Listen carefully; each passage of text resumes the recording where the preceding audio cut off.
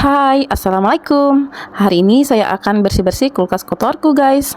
Pertama-tama kita isi dulu stok-stok ikan. Terus kita satukan ini kambalu-kambalu karena kemarin di pesta panen Langkumbe sangat banyak saya dapat, guys. Ini masih enak sekali, jadi kalau mau makan itu tinggal dipanaskan lagi. Terus ini blenderku ternyata ada di kulkas, pantas dari kemarin-kemarin saya tidak dapat. Lanjut dilap-lap tipis saja, tidak ada yang harus dicuci. Lagian kalau ada yang dicuci saya lagi malas mencuci, jadi dibiarin aja, guys. Lagian ya rumah kita sendiri, jadi kalau ada yang kotor ya terserah kita aja ya.